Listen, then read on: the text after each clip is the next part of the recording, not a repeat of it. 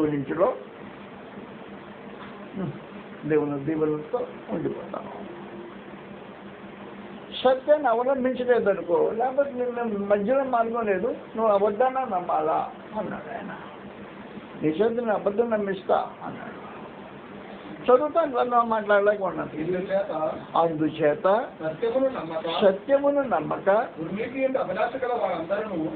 సత్యం నమ్మకపోతే దుర్నీతి అభిలాష గల వారందరూ ఏం చేయాలి? వాళ్ళు శిక్షణ పొందాలి, నరకాన్ని పోవాలా. పొందుటకై అబద్ధము నమ్మనట్లు సత్యం నమ్మకపోతే అబద్ధం నమ్మనట్లు, అబద్ధం నమ్మనట్లు దేవుడు వారికి ఏం చేస్తుంటాడు?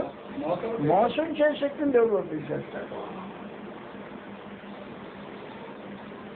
అక్కడ ఏదైనా జరుగుతున్నాయని వాళ్ళు ఆలోచన చేస్తే జరుగుతున్నది ఏదంటే మోసం చేసే శక్తి యొక్క కార్యక్రమం జరుగుతుంది. గ్రంథంలో ఒక ఉదాహరణ ఉంది ప్రత్యేకించి. ఈరోజు నేను మిమ్మల్ని విసిగించదలుచుకోవాలా, గ్రంథంలో ఒక ఉదాహరణ చెప్పి మానేస్తాను. 2వ దినవృత్తాంతంలో 18వ అధ్యాయం. నేను ముందు సమాచారం తెలియజేస్తా, తర్వాత చదువుతాం. 2వ దినవృత్తాంతం 18వ అధ్యాయంలో ఏముంది అంటే,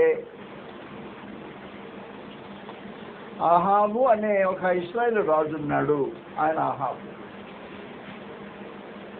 ఆహాబు యెజెబెల్ను పెళ్లి చేసుకున్నాడు. యెజెబెల్ను పెళ్లి చేసుకుంటే యెజెబెలు కట్నంగా దాదాపుగా అనుకుందాం కట్నంగా 400 మంది ప్రవక్తలను తీసుకొచ్చింది. మన దేశం ఇశ్రాయేల్ దేశానికి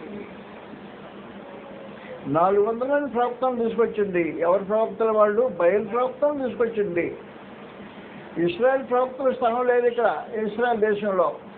బయలు ప్రవక్తలకు స్థానం 400 మందిని ఇంపోర్ట్ తీసుకొచ్చి ఇశ్రాయేలు బొక్కసంలో వచ్చిన డబ్బుతో వాళ్ళు పోషిస్తూ ఉంటారు. 400 మంది పోషిస్తూ ఉంటారు.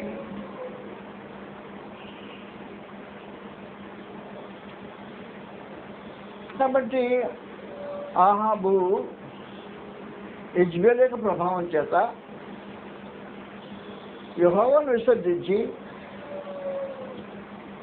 బయలుదేవతను ఆశ్రయించి జీవితాన్ని కొనసాగిస్తుంది. 400 మంది ప్రవక్తలు ఇచ్చారు, ఒక్కడో ఇద్దరు కాదు.